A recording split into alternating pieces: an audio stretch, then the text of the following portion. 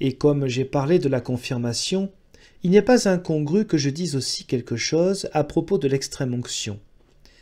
La lettre de Jacques, chapitre 5, versets 14 et 15, en dit ceci. « Si l'un d'entre vous est malade, qu'il appelle les anciens du conseil ou de la communauté, et que ceux-ci prient pour lui après l'avoir oint d'huile au nom du Seigneur. Et la prière de la foi rendra le malade sain et vaillant, et le Seigneur le relèvera, et s'il avait commis des péchés, ils lui seront pardonnés. » Or les papistes fondent sur ces paroles de Jacques leur affirmation que l'extrême-onction serait un sacrement.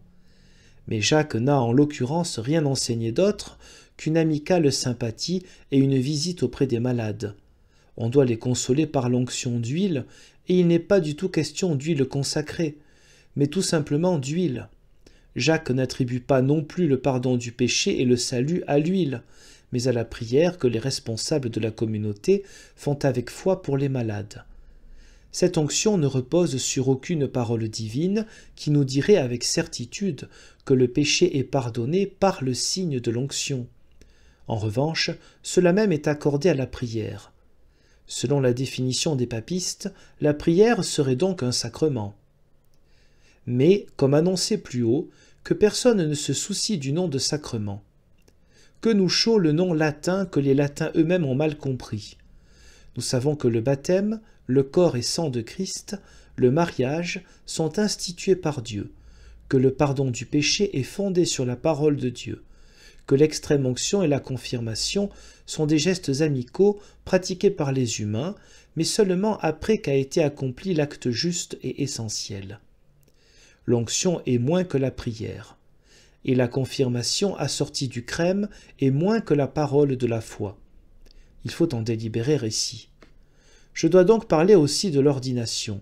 Je pourrais très bien supporter qu'on oigne d'huile ou de beurre ceux à qui on confie la parole de Dieu si certains cuistres n'étaient pas tellement bouchés qu'ils se considèrent ensuite comme sacrés et se comportent de manière si sotte qu'il serait vraiment préférable de renoncer à cette onction. Excuse-moi, cher frère en Christ, de n'en avoir pas terminé pour l'heure, comme promis avec le thème corps et sang de Christ. Cet excursus est imposé pour ainsi dire de lui-même, dès que j'ai dû parler du nom de sacrement, à propos duquel certains se contredisent si sottement et se battent pour de la laine de chèvre. Mais nous, Allemands, n'avons pas besoin de ce nom, et bien que nous l'utilisions, nous ne savons pas ce qu'il signifie. Que chacun donne à une chose un nom qu'il comprend bien et ne s'encombre pas de mots étrangers. Christ n'a pas utilisé le mot sacrement, lui qui est pourtant à l'origine des choses salutaires que nous appelons sacramenta. Et nous engageons un combat de cet ordre à cause de l'onction d'évêques simoniaques et de la question de savoir comment deviennent saints les pierres, la terre et les humains qui chient. Laisse les onctions être de jolis usages, car elles n'ont pas de fondement dans la parole de Dieu. Si ce n'est pas assez que tu les appelles sacramenta, donne-leur un nom plus intelligent. Mais si tu les appelles sacramenta, je ne veux pas que tu me les mettes sur le même pied que les signes sacrés que Christ a institués.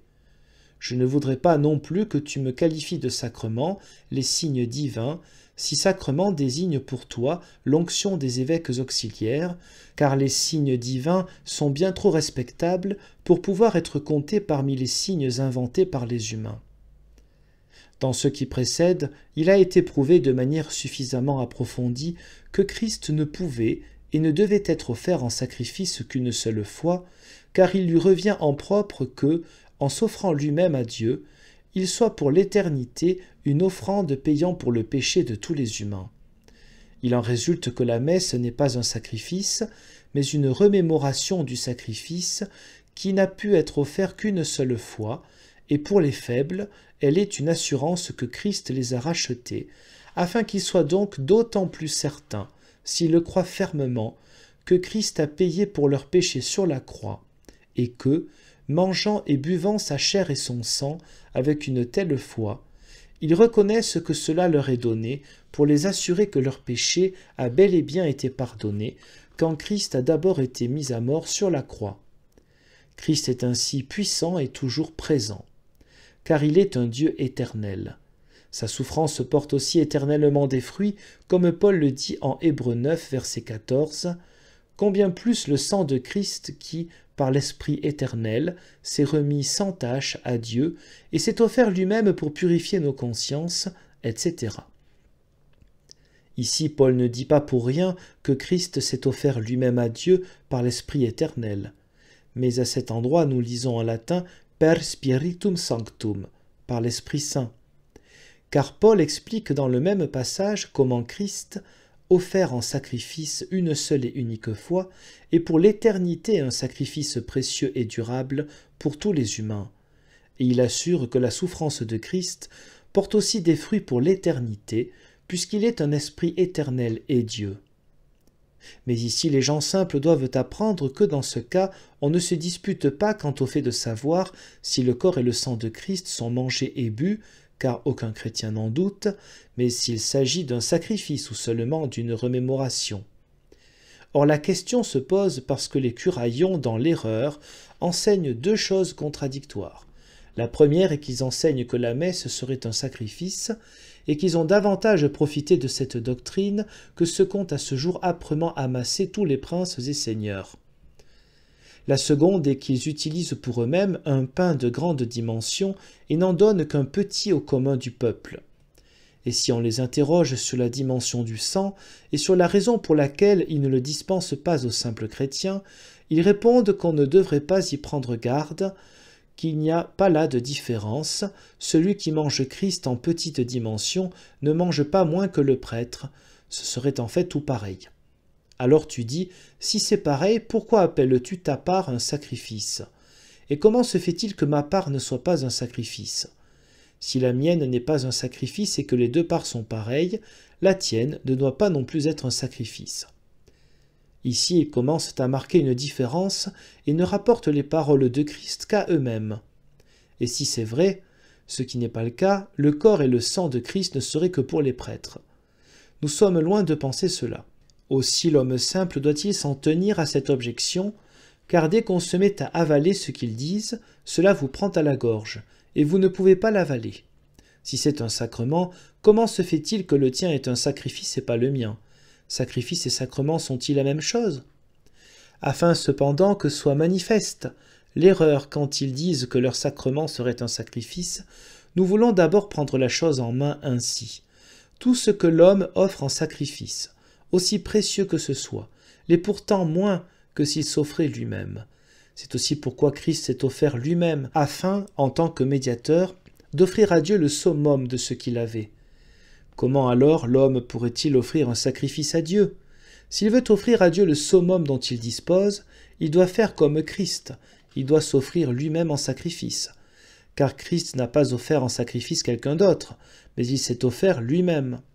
Si donc l'homme offrait Christ en sacrifice, cela ne le concernerait pas, mais Christ.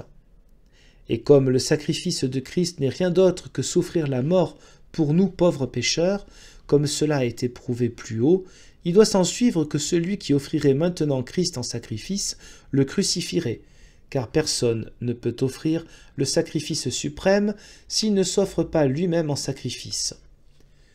Comment l'homme ose-t-il offrir Christ en sacrifice si personne ne peut l'offrir en sacrifice sauf s'offrir soi-même? L'homme est-il donc au-dessus de Christ pour qu'il veuille offrir Christ en sacrifice et se conserver ou s'épargner lui-même? Va, offre-toi toi-même en sacrifice à Dieu si tu veux avoir offert un sacrifice. Tu dis, comment? Vas-y, renonce à toi-même et porte ta croix à la suite de Christ. Luc 9, 23 à 27. Celui qui veut me suivre, qu'il renonce à lui-même et se charge de sa croix chaque jour et qu'il me suive. Car celui qui veut sauver son âme, c'est-à-dire lui-même, la perd. Et celui qui perdra son âme pour l'amour de moi, la conservera, etc. Renoncer à soi-même est un grand sacrifice, car l'homme est grand à ses propres yeux. Il se dit à lui-même, tu mérites tellement de richesse et d'honneur. Tu es si savant, si beau et si intelligent. Mais s'il renonce complètement à sa surestimation de soi, au point de n'être rien par lui-même, car il est ainsi un pauvre selon l'esprit, alors il a renoncé à lui-même. Il s'ensuit alors qu'il se charge de sa propre croix. Aussi longtemps que l'homme vit en ce temps-ci, il n'est jamais sans une croix. S'il n'est pas un pauvre selon l'esprit, comme déjà dit, et s'il n'a pas renoncé à lui-même, il porte aussi une croix, mais à la suite du démon. Même s'il a déjà renoncé à lui-même, il n'est pas libéré de la croix.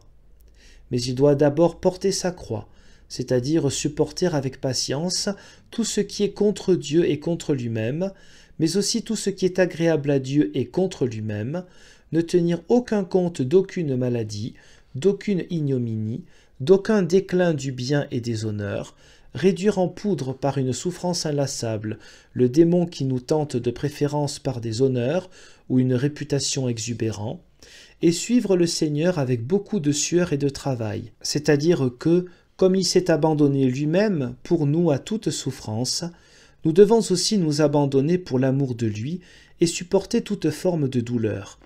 C'est cela le suivre, quand nous faisons ce qu'il a fait.